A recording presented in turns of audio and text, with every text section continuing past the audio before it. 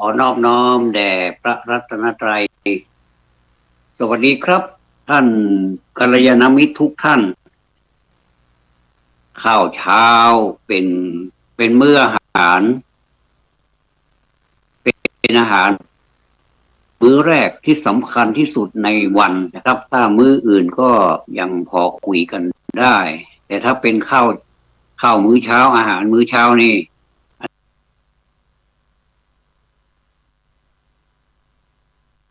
ดีต้องจำเป็นจะต้องก็คือจะ ให้พวกเราได้ให้ความสำคัญกับข้าวมื้อเช้าคือประสบการณ์นะครับประสบการณ์ของตนเองนี่หลังจากที่เป็นตู่เป็นตะมาตั้งนานก็คือข้าวมื้อเช้านี่บางทีเราก็ต้องรีบเร่งทำงานอะไรสักอย่างแล้วเราก็ตื่นเช้าเราก็ทำโน่นทำนี่เอาเวลามันก็หมดหมดไปแล้วก็ต้องมีงานที่เร่งรีบที่จะทำอีกอย่างนี้นะครับเราก็เลยขาดข้าวมื้อเช้าไปทั้งที่มีอาหารการกินนี่มีอยู่แต่ว่าเราไม่ทันก็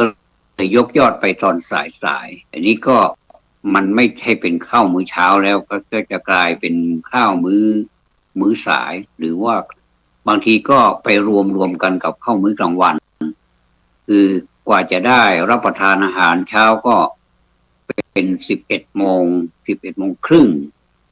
เดี๋ยวอีกสักครึ่งชั่วโมงก็จะเที่ยงแล้วเนี่ยนะครับก็จะเป็นมื้อกลางวันไปสำหรับ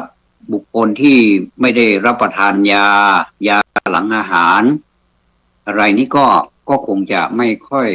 มีปัญหาสักเท่าไหร่สำหรับคนที่มียาหลังอาหารด้วยอันนี้ก็จำเป็นที่จะต้องใส่ใจเป็นพิเศษเพราะว่าอาหารนี่ท่านระบุไว้เลยว่าเป็นอาหารมื้อเช้าเมื่อเป็นอาหารมื้อเช้าก็จำเป็นที่จะต้อง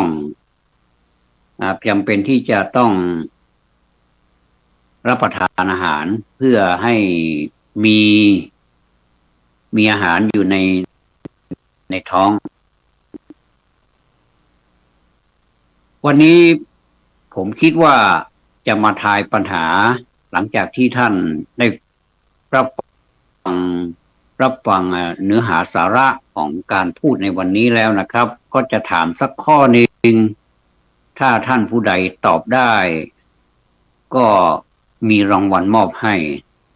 เป็นกระเป๋าถือสวยงามนะครับเป็นกระเป๋าสวยงามแล้วก็มีคำว่าดอยคำเป็นภาษาอังกฤษเป็นกระเป๋าดอยคำข้างในนั้นไม่มีอะไรนะครับข้างในนั้นก็จะอันนี้ก็จะเป็นตัวกระเป๋าเฉยๆไม่มีของอยู่ข้างในแต่ก็ไม่แน่นะครับถ้าเผื่อว่าได้ของมาทีหลังก็จะใส่ของให้ไปด้วยเป็นกระเป๋าหูหิ้วสีเขียวแล้วก็มีข้างนอกก็จะเป็นสีเขียวสีเขียวนี่เป็นสีเขียวล้วนข้างหนึ่งสลักมีภาษาอังกฤษว่าดอยคำ DOIKHAM นะครับก็ดอยคำแสดงว่าอันนี้มาจากโครงการหลวงดอยคำและอีกด้านหนึ่งในแผ่นเดียวในอีกกระเป๋าอีกด้านหนึ่งก็คือจะเป็นสีเขียวกับสีขาวสลับกันพร้อมทั้งดอกไม้ด้วยสวยงามมากเลยนะครับก็จะมอบให้ท่านที่ตอบปัญหาได้แต่ถ้าช่องทางของการตอบปัญหานั้นจะต้องมีการติดต่อกันด้วยโทรศัพท์ผมจะให้ท่านโทรศัพท์มาที่หมายเลข0815209657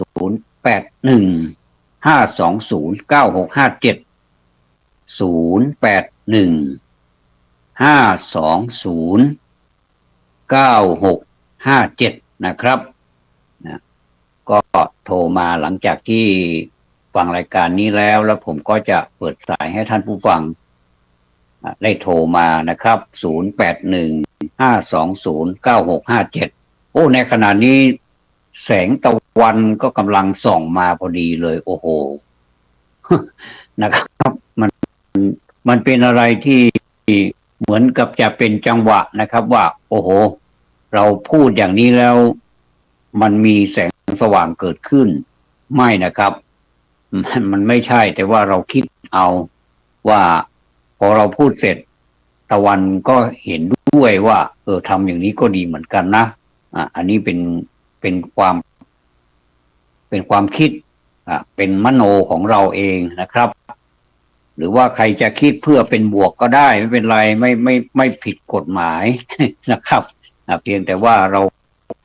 คิดเองแล้วเราก็สร้างกำลังใจให้ตนเองก็ดีในเช้าวันนี้ผมได้รับข้อความหนึ่งนะครับว่าตะวันนั้นชีวิตคนเราก็เหมือนแสงตะวันนะเดี๋ยวก็มีเมฆมาบดบังบ้างแล้วก็แสงของตะวันนั้นก็หายไปพอเมฆเลื่อนไปย้ายไปแสงตะวันก็เจิดจ้าอีกชีวิตคนก็เหมือนกันมีผิดหวังมีสมหวังมีสุขมีทุกข์คละเคล้ากันไปอย่างนี้นะครับก็ไม่แปลกอะไรเลยมันก็เป็นเกมอย่างหนึ่งนะมันเป็นเกมอย่างหนึ่งเหมือนกับเพลงของพี่เบิร์ดธงชัยแม็กอินไตร์นะครับว่าไม่สู้ก็ยิ่งแพ้นะครับโอ้โหถ้าไม่สู้นี่ก็ยิ่งแพ้ไปใหญ่เลยถ้าเราไม่สู้ก็เหมือนกับเรายอมแพ้โยกธงขาวไปเลยเหมือนกับนักบวชนักธรรมนักปฏิบัติทั้งหลายถ้าไม่สู้ทั้งที่รู้ประตูอยู่ว่ามันน่าจะชนะหรือถ้าไม่ชนะมันก็แพ้แค่นั้นเองก็ถ้าไม่สู้เราก็ไม่รู้ว่ามันจะชนะหรือว่ามันแพ้จะเอาอย่างไรกันเราก็ต้องสู้นะครับเรามาเริ่มกันด้วยบุญนะวันนี้พูดเรื่องบุญวันนี้วันพระเนี่ยก็พูดเรื่องบุญหลวงปู่เหรียญนะหลวงปู่เหรียญวรลาโภนะครับท่านได้ให้โอวาทธรรมไว้ว่าบุญถ้าไม่ทำเพิ่มเติมก็หมดไปได้เหมือนน้ำในโอ่งหากไม่ตักเพิ่มในที่สุดก็จะแห้งหมดไปนี่เป็นโอวาทธรรมหลวงปู่เหรียญวรธรรมโมวรลาโภนะครับขออภัยวรลาโภก็บุญนี่นะถ้าเราจะว่าโดยรวมแล้วเนี่ยเราก็เข้าใจกันนะครับอันนี้แม้แต่ผมเองก็เข้าใจผิดมานานว่าบุญนี้ก็เกิดจากการให้ทานอย่างเดียวเพราะว่าอะไรก็ตามนี่ถ้าเราให้ทานนี้ถือว่าเป็นบุญแต่ว่าถ้าตัวอื่นเราเคยคิดถึงบ้างไหมบางท่านก็คิดนะครับว่าบุญนี้มันไม่ใช่แต่การให้ทานอย่างเดียวมันรวมไปถึงการมีกายมีวาจาปกติแล้วก็มีการบำเพ็ญเพียรทางจิตด้วยเนี่ยเรียกว่าเป็นบุญโดยรวมแล้วก็คือเป็นทานเป็นศีลแล้วก็เป็นภาวนาเนี่ยนะครับก็ถ้าเราพูดถึงบุญแล้วเราก็นึกถึงทานอย่างเดียวแล้วก็มันก็ง่ายดีมันไม่ต้องมีพิธีรีตองอะไรมากเพียงแต่มีสิ่งของมีอะไรที่พอจะไปถวายทานหรือว่าให้ทานได้เราก็ให้ทานไปอย่างนี้ก็ถือว่าเป็นบุญแล้วนะแต่ว่าบุญที่มันเกิดขึ้นเนี่ยมันเกิดขึ้นตั้ง10 อย่างนะครับโอ้โห10 อย่างนี่มันจะมีทานด้วยนะ1ทาน2ศีล3เจริญภาวนาเนี่ยนะแล้วก็4ประพฤติถ่อมตนเป็นคนที่ถ่อมตัวถ่อมตนไม่เย่อหยิ่งอะไรเนี่ยแล้วก็ขวนขวายในกิจที่ชอบเนี่ยพวก ผู้เป็นไวยาวัจกรเนี่ยนะไวยาวัจจะไมยเนี่ยใช่เลยนะขวนขวายในสิ่งที่ชอบแล้วก็รับใช้พระศาสนาเป็นไวยาวัจกรนะผมก็เคยนะครับนะแล้วก็ยินดีในส่วนบุญของผู้อื่นเนี่ยนะแล้วก็ให้ส่วนบุญด้วยการฟังธรรมอันนี้ก็ใช่แล้วก็ด้วยการแสดงธรรมนี่มันก็ใช่อีกนะครับอันนี้สำคัญมากเลยธรรมเทศนาใหม่แล้วก็อันที่สุดท้ายก็คือด้วยการทำความเห็นให้ตรงอันนี้9 ข้อสุดท้ายก็เข้า9 ข้อที่กล่าวมาเนี่ยตั้งแต่ทานศีลภาวนาอะไรมาจนถึงธรรมสวรรณใหม่เนี่ยธรรมเทศนาใหม่นี่นะครับก็ด้วยการแสดงธรรมเนี่ยก็มาลงอยู่ที่ข้อที่10คือทิฏฐุชุกรรมเนี่ยนะบุญสำเร็จด้วยการทำความเห็นให้ตรงเนี่ยอันนี้สำคัญที่สุดเลยนะครับเพราะว่าถ้าเรามีความเห็นที่ไม่ตรงแล้วเนี่ย9 ข้อนั้นก็จะเป็นสเปะสปะแม้แต่การทำบุญข้อที่1คือทานเนี่ยมันก็จะเป็นสเปะสปะไม่มีระเบียบเหมือนกับเราเดินเป็นปูขาเกนะเคยเห็นปูเดินใช่ไหมครับมันจะเดินแบบไม่ตรงนะไปไม่ตรงแต่มันมีเป้าหมายมันนะว่ามันจะเดินไปไหนนะแต่มันก็เดินแต่มันคับขามันไม่ได้มันก็เดินเป็นปูขาเกนะบางทีเราก็นึกสงสารมันเหมือนกันว่ากรรมปางไหนบาปกรรมแต่ปางไหนทำให้ปูเดินไม่เหมือนเพื่อนสัตว์อย่างอื่นนี่ก็เดินตรงนะแต่ว่าปูนี่มันเดินไม่ตรงนะมันเดินขาเกมันเดินกว่าจะถึงเป้าหมายมันก็ใช้เวลาเยอะเลยนะครับอันเนี้ยก็เรียกว่าปูเดินแบบปูสงสารมันเหมือนกันนะเนี่ยบุญมันเกิดตั้ง10 อย่างเพราะฉะนั้นคำว่าทานเนี่ยนะครับถ้าเราจะมาเจรไนสักหน่อยเนี่ยนะว่ามันเป็นอย่างไรมันถึงได้เป็นทานทานนี่จะทำอย่างไรแล้วมันจะให้ได้ผลอย่างไรเนี่ยทานนี่นะส่วนมากนะนี่เราจะมาวิจารณ์กันก่อนว่าทานเนี่ยนะส่วนมากเนี่ยอันนี้มันมีมากเหลือเกินมีมากกว่าส่วนอื่นๆมีมากกว่าส่วนอื่นๆเพราะว่ามันง่ายอย่างที่ว่าแล้วเนี่ยนะครับมันง่ายส่วนนี้มากนะครับแล้วก็ศีลมาที่ศีลเลยในรูปของศีลนี่ก็เป็นรูปเราพูดกันตรงๆนะครับมาห้ามโกรธสต็อป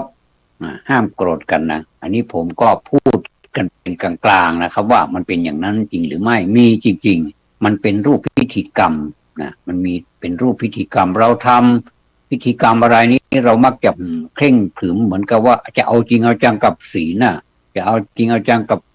บกายกับวาจาเนี่ยให้มันอยู่ในกรอบไม่ให้มันฟุ้งซ่านไม่ให้มันไปไหนเนี่ยนะสักวันหนึ่งเนี่ยจะได้ไหมเนี่ยผมว่าท้าพิสูจน์เลยไม่ถึงวันหรอกพอรับศีลเสร็จก็เรียบร้อยเลยนะในขณะที่รับศีลนั่นก็สมาทานศีลนั่นก็จะเริ่มจะเรียบร้อยแล้วล่ะครับนี่นะมันมีอะไรไม่รู้มามานะมาขวางเราโอ้น่าสงสารตัวเองเหลือเกินนะบางทีเราตั้งใจนะวันนี้ว่าเราจะสมาทานศีลแล้วเราจะรักษาศีลให้ดีที่สุดเท่าที่จะดีได้ในชีวิตขอสักครั้งหนึ่งเถอะนะ เพื่อว่าถ้าสมมุติว่าเราสิ้นลมจากโลกนี้ไปนะแต่ว่าอิทะโลเกในโลกนี้เนี่ยอิทะโลเกเนี่ยแล้วเราก็จะไปสู่ปะละสัมปรายะคือภพที่เป็นไปในเบื้องหน้าเนี่ยให้มันดีให้มันมีแสงสว่างเหมือนแสงสว่างอาทิตย์เนี่ยให้มันสว่างจ้าเนี่ยนะแต่แสงสว่างอาทิตย์นี้ก็สว่างเฉพาะกลางวันแต่ถ้าเป็นแสงธรรมนะมันก็จะสว่างทั้งกลางวันทั้งกลางคืนเหมือนกับท่านเจ้าคุณพระศรีธรรมนิเทศรองเจ้าคณะอดีตรองเจ้าคณะจังหวัดเชียงใหม่วัดสันปะคอยท่านได้พูดเอาไว้นะว่าแสงของอาทิตย์เนี่ย แสงของอาทิตย์เนี่ยมันสว่างได้เฉพาะในเวลากลางวันแต่ถ้าเป็นแสงแห่งปัญญาแสงแห่งธรรมเนี่ยมันสว่างได้ทั้งกลางวันนะและกลางคืนนะแล้วก็ฟังไว้จำไว้มันก็ดีเหมือนกันนะครับสว่างทั้งกลางวันทั้งกลางคืนนะส่วนมากเราจะหนักไปทางพิธีกรรมรับศีลก็เป็นอันใช้ได้เสียงดังฟังชัดดีแล้วก็สมัยนี้ก็มีเครื่องเสียงโอ้โหรอบทิศทางเลยเสียงดังนุ่มละมุนนะครับละมุนหูส่วนที่จะปฏิบัติได้อย่างไรอันนี้เราไม่ค่อยได้นึกนะแล้วก็เราไม่ได้ติดตามนะถึงติดตามก็ติดตามไม่ต่อเนื่องทำให้การสมาทานของเรานั้นเป็นการปลดตัวเองเป็นการพูดเท็จเป็นการให้สัญญาที่ไม่รักษาสัญญากับตัวเองอันนี้สังคมไทยเป็นอย่างนี้หรือเปล่าเอาไปใครคนดูก็แล้วกันนะครับมันเป็นเรื่องที่ตลกนิดแต่ตลกปืดทำกันแล้วไม่ได้ผลอะไรก็มันเหมือนกับว่าเราเปล่งวาจาไปแล้วเราก็ลืมไปไม่ได้ติดตามคำพูดของตนเองอันนี้ก็จะว่าอันตรายก็อันตรายอยู่เหมือนกันเพราะว่าเราไม่มีที่พึ่งนะครับเพราะว่าศีลนี่ก็เป็นธรรมะที่เป็นที่พึ่งข้อหนึ่งในการที่จะนำจิตใจของเราหรือว่าตัวของเรานี่ให้ขยับขึ้นไปอยู่ในอีกสถานะหนึ่งจากสถานะที่ไม่มีอะไรเราก็จะเริ่มมีอะไรเป็นสมบัตินะศีลนี่ก็เป็นสมบัติเหมือนกันนะเป็นทรัพย์นะครับเป็นโภคะนะเป็นโภคะสีเลนะนิพพุติงยันตินี่ศีลนี่ก็เป็นทางที่จะไปสู่สวรรค์นิพพานได้สีเลนะเขาพอให้ศีลเราสมาทานศีลนะพระก็จะสรุปศีลให้ฟัง นะว่ามันเป็นสมบัติไปสู่ไปทางสวรรค์ได้สุขติงยันติง แล้วก็ไปสู่นิพพานได้นะอันนี้อย่าไปดูแคลนศีลนะครับเพราะว่าศีลนี่เป็นปัจจัยอันดับแรกที่ทำให้เราบรรลุสิ่งที่เราต้องการและก็จะนำไปสู่คุณธรรมชั้นสูงต่อไปทีนี้ก็มาภาวนาโอ้โหภาวนานี้ก็น่าคิดเหมือนกันนะว่ามันเป็นอย่างไรเราจะเป็นพิธีกรรมเปล่าๆหรือเปล่านะก็เหมือนกับเรามีตัวหนังสืออยู่มีผู้ให้ความรู้อยู่แต่ว่าตัวเรานี่ถือใบลานเต็มไปด้วยคำสอนหมดเลย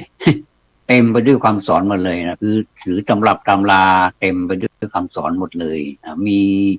เรียงเป็นลำดับอันนี้ศีลอันนี้ทานอันนี้ภาวนาเราก็หอบกันเป็นหอบโอ้มีที่เก็บไว้ไม่หวัดไม่ไหวเต็มไปหมดเลยนะแต่พระพุทธเจ้าสมัยหนึ่งพระพุทธเจ้าท่านทรงตำหนิพระเถระรูปหนึ่งบอกว่าเธอนั่นนะเป็นเหมือนใบลานเปล่าเนี่ยนะถ้าเราฟังแล้วเราก็จะเข้าใจไหมเนี่ยเราไม่เข้าใจผมก็ไม่เข้าใจเหมือนกันแต่ถ้าเราไปพอเราเข้าไปศึกษาจริงๆแล้วความหมายก็คือมีใบลานมีความรู้เปล่าๆไม่ได้ปฏิบัติอะไรเลยเธอนี่เป็นโมฆะบุรุษอย่างเนี้ยพระพุทธเจ้าด่านะพระพุทธเจ้าท่านพูดแต่ว่าพอพูดแล้วคนที่ฟังนะคนสมัยก่อนฟังแล้วก็จะได้สติแต่คนสมัยนี้นี่ต้องหลายรอบหน่อยสมัยก่อนนี่ก็พูดไม่มากพระพุทธเจ้าท่านตรัสไม่มากก็สามารถที่จะให้สติคนที่ฟังนั้นได้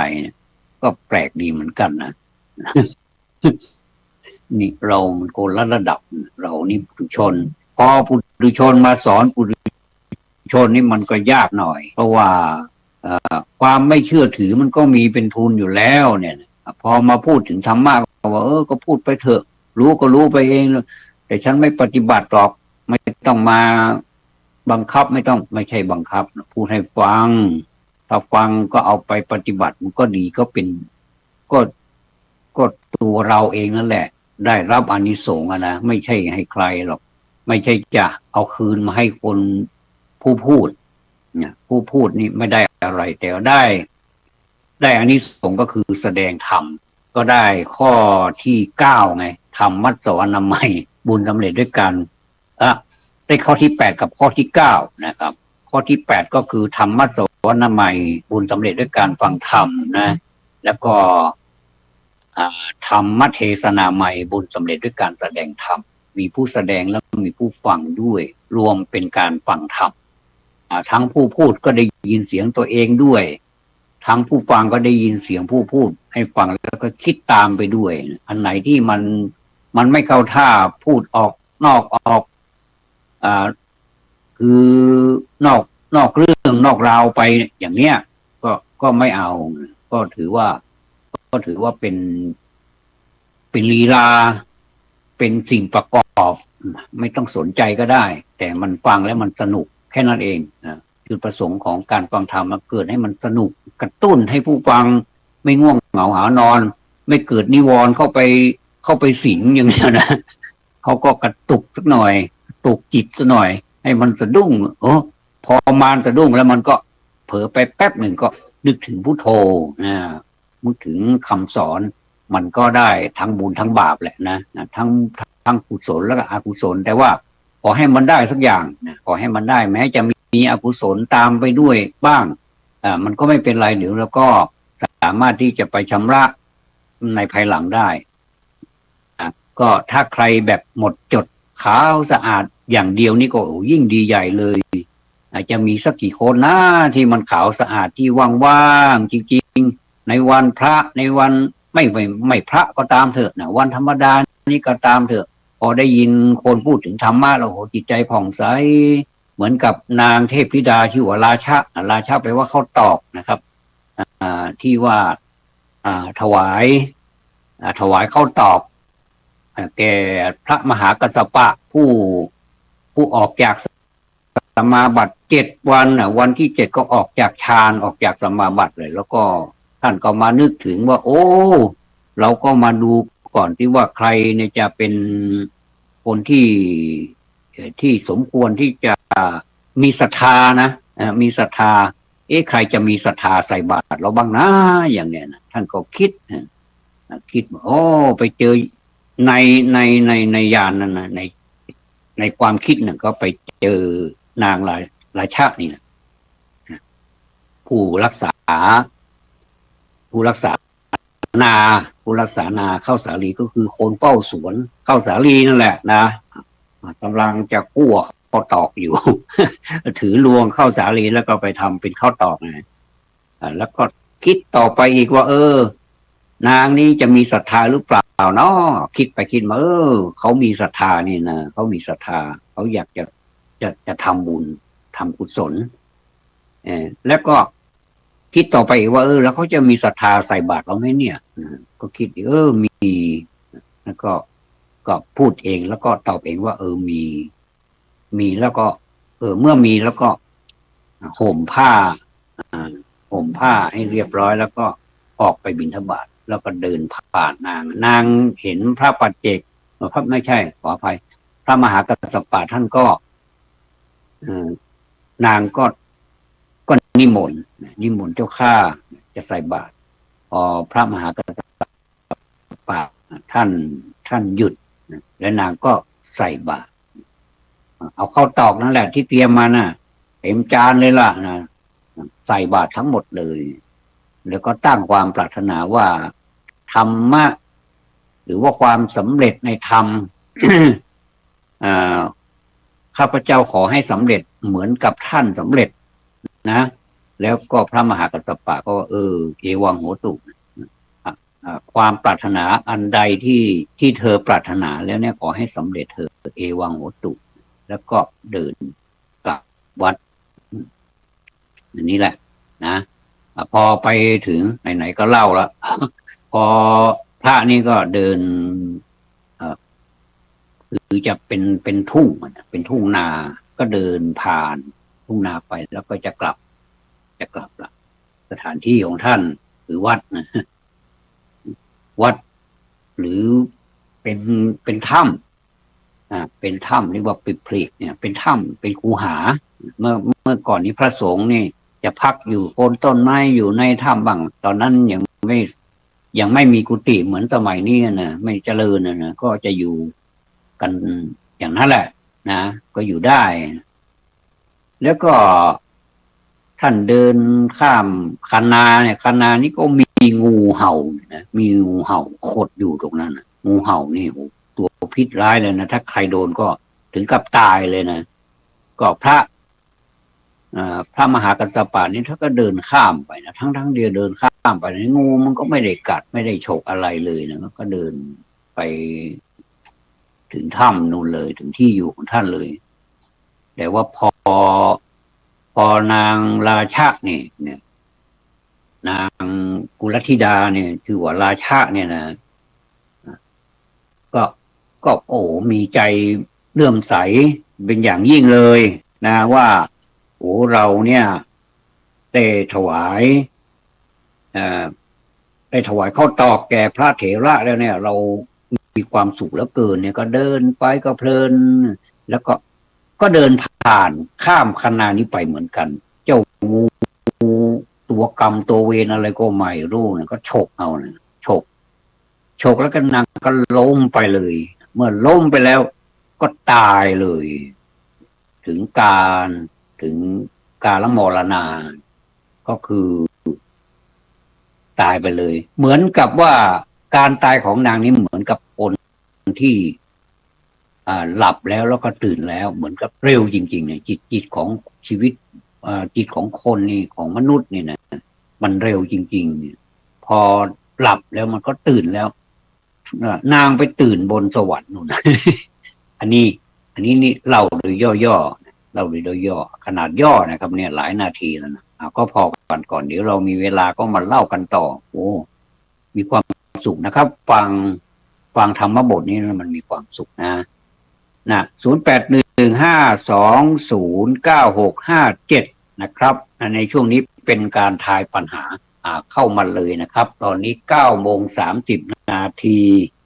ท่านใดที่ต้องการจะตอบปัญหานะครับผมจะถามอย่างนี้นะครับว่าผมพูดถึงอะไรบ้างนะผมพูดถึงอะไรบ้างบุญนะบุญนี่มีกี่ข้อเอาดีกว่าเอางี้ดีกว่านะบุญมีกี่ข้อแล้วก็ถ้าหากอธิบายว่ามีอะไรบ้างที่มันเป็นสามารถที่จะเป็นอุปกรณ์หรือว่าเป็นการปฏิบัติมันจะมีอีกกี่ข้อนั้นก็จะพูดอีกก็ได้นะครับเพื่อทำความเข้าใจให้มากยิ่งขึ้นแต่ว่าผมจะถามอันดับแรกก่อน1บุญกิริยาวัตถุมีกี่อย่างผมไม่ถามว่าอะไรบ้างไม่ต้องถามนะครับมันยาวเหลือเกินแล้วก็ที่ผมพูดรวบโดยย่อเอาไว้ว่ามีวิธีอะไรบ้าง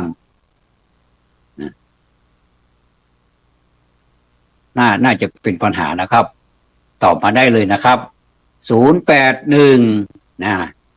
0815209657เชิญเลยนะครับเชิญโทรเข้ามาเลยรายการจำลันจานะครับวันนี้จะมีกระเป๋าสวยๆมอบเป็นบรรณาการแก่ท่านผู้ร่วมรายการในวันนี้นะครับเชิญเลยนะครับก็เดี๋ยวผมกดรหัสกัน5382ก็เชิญเลยนะครับ0815209657คำถามนี้เข้าใจหรือเปล่าไม่ทราบนะครับผมถามว่าบุญกิริยาวัตถุมีกี่อย่างและก็อุปกรณ์ที่เราจะให้ถึงบุญนั้นมีกี่อย่างบุญก็คือความสุขความเย็นใจความเบาใจก็ได้หลายอย่างนะก็ ถ้าใครสร้างบุญไว้เหมือนกับโอวาทหลวงปู่เหรียญวรลาโภผู้มีลาภอันประเสริฐนี่ครับวรลาโภท่านพูดว่าบุญถ้าไม่ทำเพิ่มเติมก็หมดไปได้นะเหมือนน้ำในโอ่งหากไม่ตักเพิ่มในที่สุดก็จะแห้งหมดไปอันนี้เป็นเรื่องจริงนะครับเราก็ต้องตักมาเพิ่มให้เต็มโอ่งเหมือนเดิมหลังจากที่ใช้ไปแล้วเราไปใช้เป็นเครื่องอุปโภคบริโภคมันก็หมดไปแล้วก็ตักมาใส่ให้มันเต็มเหมือนเดิมเนี่ยนะครับมีไหมครับท่านใดที่จะร่วมรายการตอบปัญหาว่าบุญกิริยาวัตถุมีกี่อย่างแล้วก็ต่อมานะในข้อเดียวกันต่อมาว่าอุปกรณ์ในการที่จะให้เกิดบุญนั้นมีอะไรบ้างครับพูดแต่เพียงหัวข้อก็ได้หรือจะอธิบายเพิ่มเติมก็ได้นะครับยินดีนะครับไม่มีใครใช่ไหมไม่มีใครผมก็จะพูดต่อแต่ถ้าหากท่านจะแทรกตอนนี้กำลังประมวลเมมโมรีอยู่ประมวลผลของมันอยู่ว่าผมพูดอะไรไปบ้างท่านก็สามารถที่จะแทรกโทรเข้ามาได้เลยนะครับที่เบอร์โทรศัพท์0815209657นะครับเชิญเลยนะครับตอนนี้ผมก็พูดไปก่อนนะครับเพื่อเป็นการรักษาเวล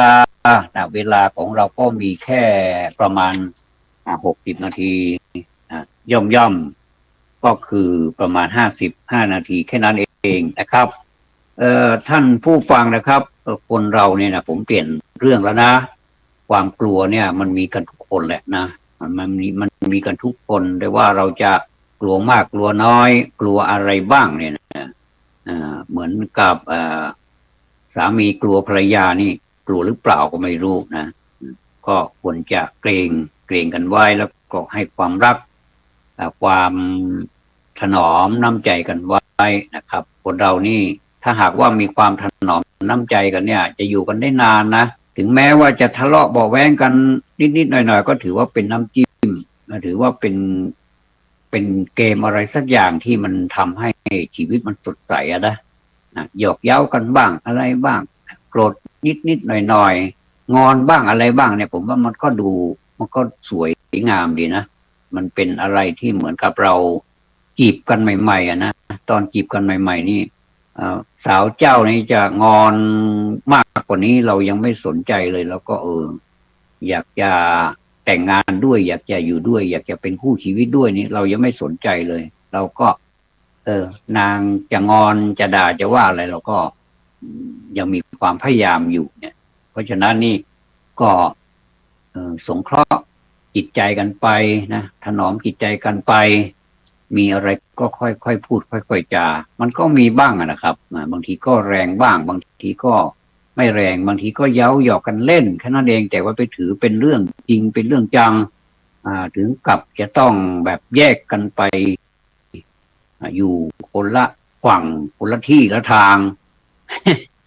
ก็มีเยอะนะครับแต่ว่าถ้าหากว่าไปแล้วสบายใจก็ไม่เป็นไรก็เป็นเรื่องของเราเองนะที่ตกลงกันไว้ว่าเราอยู่ด้วยกันไม่ได้ก็ควรจะไปซะดีกว่าที่จะมาทรมานแต่ว่าก่อนที่จะไปนี่นะผมว่าต้องคิดถึงวันที่เราหวานชื่นนะมีความสดชื่นมีความสุขไปหมดเลยเหมือนกับโลกนี้นะโลกทั้งใบให้นายคนเดียวนะครับมันเป็นอย่างนั้นนะความกลัวเนี่ยถ้าหลักๆแล้วคนเรามันก็กลัวทุกคนแล้วนะที่ว่ายกตัวอย่างสามีกลัวภรรยาหรือภรรยากลัวสามีเมื่อกี้นี้ยังนิดหน่อยแค่นิดหน่อยเป็นส่วนนิดเนี่ยครับแต่ว่าความกลัวเนี่ยคนเราเนี่ยเป็นพื้นฐานก็คือความกลัวความเปลี่ยนแปลงนะคือความเปลี่ยนแปลงของสังขารนะสังขารเพราะว่าสังขารนี้มันมีเกิดขึ้นมีเกิดขึ้นปุ๊บแล้วมันก็จะค่อยๆตั้งอยู่ทั้งตั้งอยู่นี้ไม่ตั้งอยู่ด้วยว่าเราไม่ทำอะไรเราไม่ทำไม่มีความสนใจอะไรมันนี่ไม่ใช่นะครับมันตั้งอยู่นี่หมายถึงว่าเราดูแลมันนะเราให้ข้าวให้น้ำมันเราอาบน้ำให้มันนะก็เหมือนกับเรา เรามาอยู่บ้านเช่าบ้านเช่าเขาเราก็มาพออยู่บ้านเช่ากันนี้ไม่ใช่ว่าบ้านเช่านี้ปล่อยลุกลังอย่างไรก็ได้มันไม่ใช่เราจะต้องทำความสะอาดเราจะต้องปัดกวาดให้มันสะอาดอยู่เสมอเนี่ยเหมาะสำหรับในการพักผ่อนในการเป็นที่อยู่เป็นที่อาศัยของเราเนี่ยนะครับอะไรก็ให้สะอาดตามสมควรเนี่ยนะครับ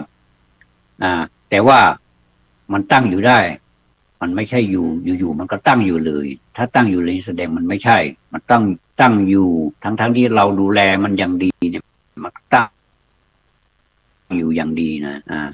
ดูแลพอสมควรมันก็ตั้งอยู่พอสมควรพอมันตั้งอยู่ปุ๊บเราเข้าใจว่าเราดูแลมันแล้วเนี่ยมันคงจะไม่ไปไหนนะไหนได้นะตะเลิดเปิดไปอีกแล้วนะโอ้โหมาแล้วมันในที่สุดมันก็ทนอยู่ไม่ได้มันก็ดับไปอันนี้ก็เรียกว่ามนุษย์กลัวนะแต่ว่าจริงหรือเปล่าไม่ทราบนะทุกวันนี้มนุษย์ถึงแม้ว่ามนุษย์จะกลัวแต่ว่ามนุษย์ก็ยังทำอะไรก็ไม่รู้ที่มันไม่ใช่ที่มันไม่แสดงออกซึ่งความกลัวว่ากลัวตัวเองจะต้องตั้งอยู่แล้วก็ดับไปโดยเฉพาะอย่างยิ่งในข้อที่สามคือดับไปเนี่ยตั้งอยู่นี่ไม่กลัวหรอกเพราะว่ามันยังรักษากันได้นะแต่ว่าถ้าตายแล้วมันรักษาไม่ได้มันก็ไปเลยไปเลยมาทางไหนก็ไปทางนั้นเลยเชิญเลยแล้วก็ไม่มีใครที่จะเอามาเก็บไว้เป็นอนุสรณ์หรอกนะนอกจากกระดูกขนาดมีกระดูกแล้วจะไปลอยอังคารเลยถ้าไม่ลอยอังคารก็เอาไปเก็บไว้สักที่สักแห่งที่เราเห็นทั่วไปบางคนก็เอาไปจุดตุ้มเดี๋ยวก็เรียบร้อยไปเลยอันนี้ก็เป็นความเชื่ออีกแต่ที่มันแน่ที่สุดก็คือมันต้องตายแน่ๆตายแน่คราวนี้ต้องตายแน่ๆนะครับถ้าไม่ตายคราวนี้ก็จะตายคราวอื่นก็ได้มันจะมีคาถานี่มันไม่ใช่คาถาศักดิ์สิทธิ์อะไรหรอกนะเป็นคาถาธรรมดานี่แหละที่ผมก็เคยใช้ท่านผู้ฟังก็เคยใช้หลายท่านเนี่ยโอ้ช่ำชองมากในการใช้คาถาบทนี้นะครับเป็นคาถาระลึกถึงพระพุทธเจ้านะโอ้พอเราระลึกถึงพระพุทธเจ้าปุ๊บเนี่ยสิ่งเหล่านี้มันก็มาแทรกเราไม่ได้มันก็เป็นความคิดที่เขาเรียกว่าเป็นพยาคติก็คือลำเอียงเพราะกลัวนะกลัวนู่นกลัวนี่สารพัดกลัวเนี่ยกลัวตายกลัวเจ็บกลัวความทุกข์กลัวความเปลี่ยนแปลงกลัวชรากลัวพยาธินะกลัวความเกิดอีกถ้าเกิดมาไม่เหมือนชาตินี้เราจะทำยังไงเราเกิดมาชาตินี้เราครบถ้วนบริบูรณ์หมดเลยเนี่ยหล่อก็หล่อสวยก็สวยเนี่ยเสียดายนะโอ้แต่พอนานไปตอนที่เป็นวัยเด็กก็ดูน่ารักดีพอเป็นหนุ่มเป็นสาวก็หล่อดีสวยดีนะก็เริ่มที่จะเขาเรียกว่าไม่ใช่เริ่มหรอกหลงตัวเองเลยนะว่าตัวเรานี่หล่อซะไม่มีนะไม่มีทิฏฐิเลยเนี่ยนะก็เลยกลายเป็นหลงตัวเองอันนี้ก็เป็นกิเลสตัวหนึ่งนะเป็นหลงนะพอตั้งอยู่มาทำไมมันเปลี่ยนแปลงได้เมื่อก่อนนี้เราเป็นเด็กพอมาเป็นหนุ่มเป็นสาวแล้วทำไมเป็นกลางคนทำไมเราไม่ค่อยกลางคนนี้ก็ยังพอว่ายังสู้งานได้อยู่ทำงานได้อยู่จนนั่นจนถึงอายุ60โอ้โหโดยประมาณก็จะกลายเป็นเกษียณซะแล้วกลายเป็นผู้เฒ่าซะแล้วทำยังไงดีเนี่ยก็จะทำยังไงมันเกิดนานนะก็เลยกลายเป็นคนเกษียณไปเลยอันนี้เป็นที่มาของการรวบรวมผู้ที่สูงวัยทั้งหลายเนี่ยไปเป็นชมรมไปเป็นสมาคมอะไรก็ไม่รู้นะรับพัดไปทำกิจกรรมแล้วแต่แล้วก็มาพูดกับตัวเองว่าเราแก่แล้วเราควรจะละวางได้แล้วเราจะยกธงขาวได้แล้วประมาณนี้หรือเปล่าแต่ก็หลายคนก็บอกว่าไม่ฉันยังไม่แก่หรอกนะพอพูดถึงว่าแก่นี่มันกระแทกใจเหลือเกินเนี่ยนะอันนี้ก็เป็นความทุกข์นะเนี่ยเป็นความทุกข์เป็นความกลัวนะไม่ว่าใครนะก็จะเกิดความกลัวแบบนี้นะเกิดความกลัวนี่เกิดถ้าเราตายไปแล้วนี่เราสมมุติว่าเรายังมีบุญอยู่นะ เราบำเพ็ญบุญกิริยาวัตถุ10 อย่างเขาโอ้ยยังเกิดมาเป็นคนอยู่นี่โอ้เกิดมาไม่เท่าเก่านี่จะทำยังไงเกิดมาพิกลพิการนี่เราจะทำเกิดความทุกข์อีกล่ะคือความทุกข์นี่มันไปหาอนาคตไปคาดการณ์ไว้ก่อนว่าเราจะเป็นโน่นเป็นนี่จริงๆแล้วมันก็เป็นเรื่องของความคิดล้วนๆนะว่าเราเกิดถ้าเป็นอย่างนั้นเราจะทำอย่างไรคงทุกข์มันเป็นความคิดแล้วก็พอเราสมมติว่าเรามีแข้งขาดีอะไรอวัยวะดีหมดเลยแล้วก็เป็นคนอีกต่างหากเนี่ยเกิดถ้าเราไปเป็นคนยากจนเราจะทำไงเราในชาตินี้เราเกิดมาเป็นคนร่ำรวยมีฐานะมียศถาบรรดาศักดิ์มีลูกมีเต้ามีครอบครัวที่ดีเนี่ยนะเกิดถ้าเราตายไปเราไปเจอแบบนั้นเราจะทำใจได้หรือเนี่ยอันนั้นก็เป็นเรื่องอนาคตอีกนี่ไปคิดทำไมแต่มันก็คิดไปแล้วนะก็ทำไมต้องนึกถึงและลึกถึงพระพุทธเจ้าด้วยทำไมไม่ไปนึกอย่างอื่นไปนึกถึงต้นไม้บ้างภูเขาบ้างมันไม่ได้หรือก็ได้ก็เชิญตามสบายก็มีคนนึกถึงกันเยอะแยะทำไมเนี่ยนะก็ไม่รู้เป็นอะไรนะแต่ว่าเรานี่ไม่ต้องไปลงทุนอะไรเลยเราแค่นึกถึงพุทโธเมนาโถธัมโมเมนาโถสังโฆเมนาโถเหมือนพระท่านสอนนะเหมือนพระท่านสอนไว้ความจริงพระท่านก็ได้เรียนมานั่นแหละท่านก็มาบอกต่อเราในตำรับตำราก็มีทั้งเยอะแยะมีทั้งคำแปลด้วยอะไรด้วยแล้วก็ไปศึกษาดูเรานึกถึงพระพุทธเจ้าเป็นอันดับแรกสิพระธรรมพระสงฆ์แล้วมันก็จะเกิดอะไรชีวิตและความตายก็จับค่าไม่ได้หรอกนะอะไรก็จับค่าไม่ได้หรอกค่าไม่มีเหย้าไม่มีเรือนค่าไม่มีร่างอะไรคือให้นึกถึงเป็นอนัตตาเป็นของไม่ใช่ตัวไม่ใช่ตนเราเนี่ยมันฟังแล้วมันเข้าท่านะครับมันไม่ใช่ไร้สาระนะมันฟังแล้วมันเข้าท่าเนี่ยเหมือนกับพระพุทธเจ้าเสด็จไปดูอนาถปิณฑิกะนะว่าท่านเนี่ยทำบุญมามากท่านไม่ไปสู่ทุกขติหรอกท่านจะต้องไปสู่สุคติอย่างเดียวเนี่ยอนาถปิณฑิกะนี่ก็โอ้โห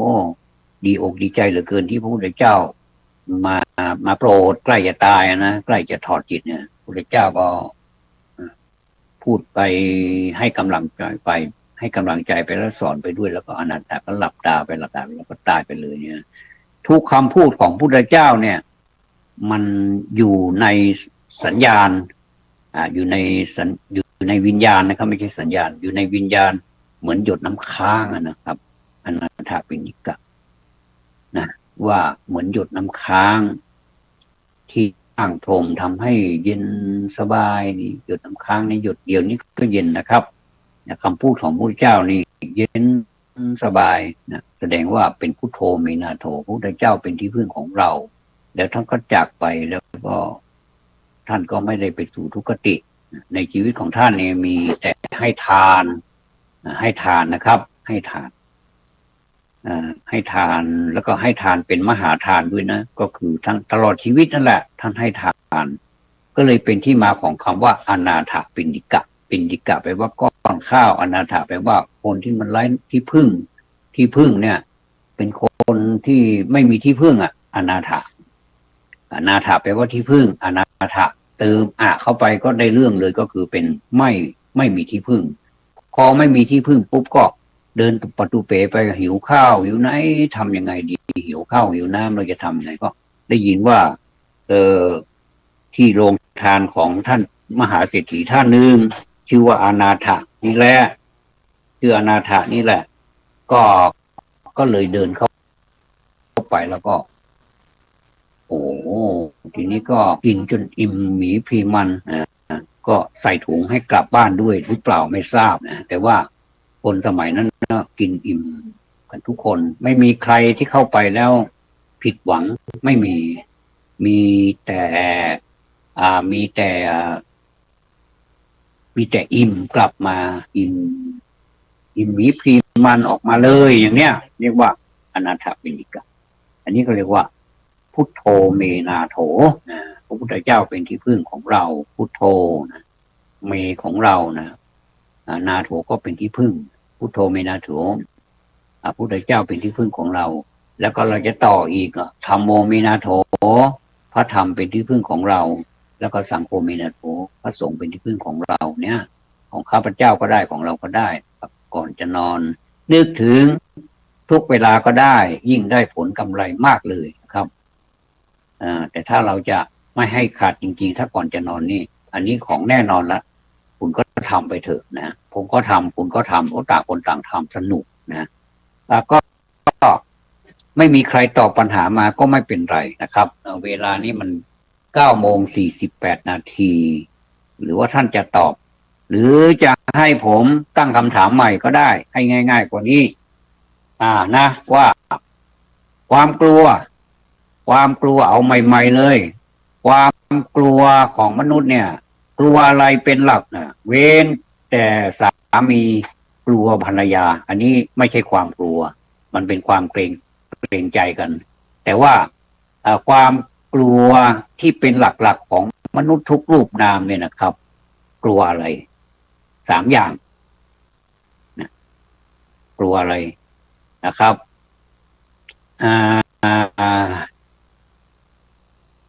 เมื่อกี้ผมก็ว่าไปแล้วนะครับว่ามันจะกลัวความตายกลัวความแก่กลัวความเจ็บเอาแค่เกิดไม่ต้องกลัวก็ได้นะเกิดนี่ใครก็อยากจะเกิดนะแต่ว่าพอเปลี่ยนแปลงแล้วกลายเป็นคนเฒ่าคนแก่ไปแล้วก็เจ็บบ่อยออดแอดบางทีก็ใส่สายยางใส่สายอะไรใส่ท่อใส่อะไรระโยงระยางไปหมดเลยเหรอกินข้าวทางปากก็ไม่ได้ต้องกินทางสายยางอะไรประมาณเนี้ยนะอันนี้กลัวไหมล่ะกลัวนะแล้วก็ในที่สุดมันก็ตายเนี่ยนะ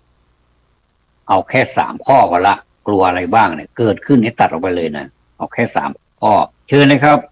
0815209657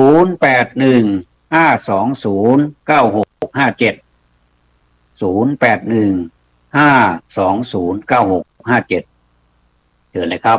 ถ้าไม่มีก็ไม่เป็นไรนะครับก็ถือว่าสมบัตินั้นก็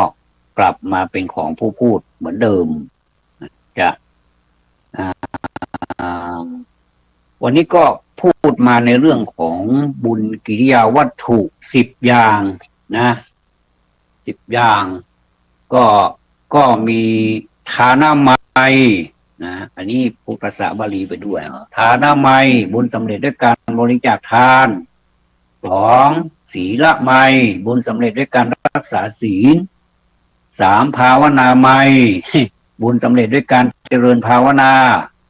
4อปัจจายนะไมยบุญสำเร็จด้วยการประพฤติถ่อมตนแก่ผู้ใหญ่5ไวยาวัจจะไมยบุญสำเร็จด้วยการช่วยขวนขวายในกิจที่ชอบ6ปฏิทานาไมย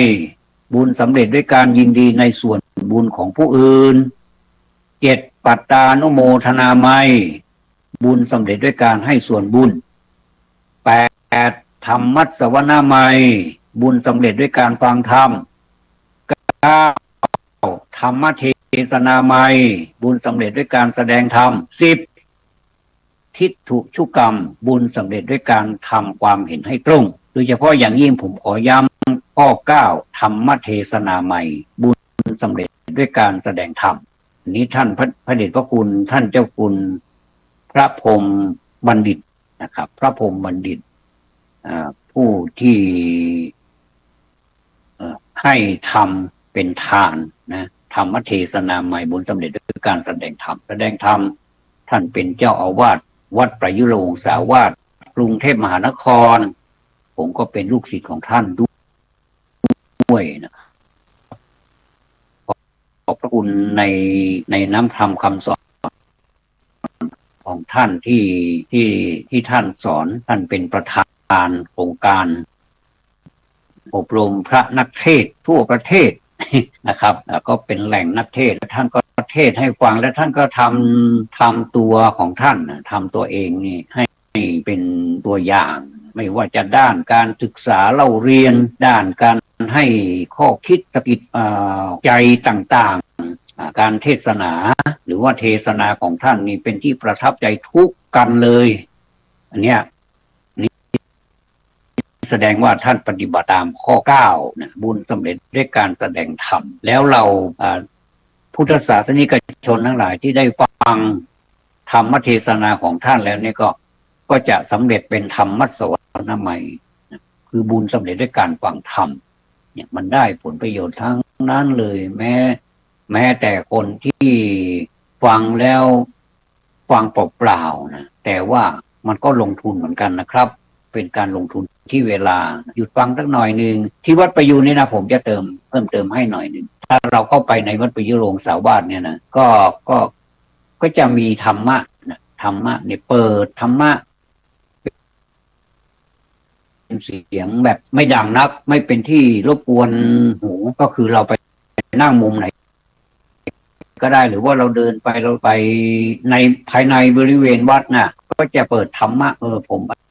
อันนี้ผมก็เห็นด้วยนะแล้วก็เคยเสนอโครงการนี้เหมือนกันนะแล้วก็ก็จะพูด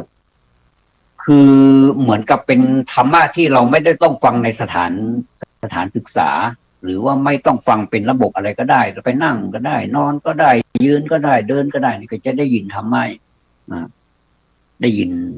แล้วก็ทำให้เราเกิดความรู้ก็เรียกว่าอันนี้ก็เป็นธรรมะสวนามัยเหมือนกันนะไม่มีพิธีรีตรองอะไรเนี่ยอันนี้ผมเห็นด้วยนะครับท่านเห็นด้วยหรือเปล่านะผมว่าคงเห็นด้วยนะมันถ้าเราไปใช้ในวัดในวานะก็แทนที่จะเปิดเป็นอย่างอื่นนะแล้วก็สามารถเนี่ยเดี๋ยวนี้มันสะดวกมันทันสมัยไปหมดเลยนะครับไม่ต้องเสียงดังมากภายในวัดเปิดให้เขาฟังอาจจะวันนี้เป็นเรื่องของทานเดี๋ยวตอนบ่ายก็จะเป็นเรื่องของศีลตอนเย็นก็จะเป็นเรื่องว่าภาวนาอะไรนี้ก็ได้แล้วแต่สลับกันไปเดี๋ยวนี้ก็ทันสมัยไปหมดนะก็สามารถที่จะไปใช้ได้นะครับฝากไว้ให้กับท่านผู้เจริญทั้งหลายนะท่านพระเดชพระคุณพระคุณเจ้าทุกรูปทุกวัดนะครับคณะกรรมการด้วยนะลองเอานี้ไปทำดูนะครับในวัดนี้ควรจะมีเสียงธรรมะตลอดผมคิดว่าน่าดีน่าจะดีแล้วในวัดประยุโรงสวัสดิ์เขาก็ทำอย่างนี้แหละนะครับผมก็เลยนำมาต่อยอดเอานำมาเพิ่มเติมให้ก่อนที่เราจะลาจากกันไปในวันนี้ขอบพระคุณทุกท่านนะครับหากประโยคใดคำใดที่ผมพูดแล้วทำให้ท่านไม่สบายใจก็ต้องขอประทานอภัยด้วยสิ่งใดที่เป็นประโยชน์ก็ขอมอบให้ท่านเป็นธรรมะบรรณาการในวันนี้ขอบพระคุณธรรมะสวัสดีครับ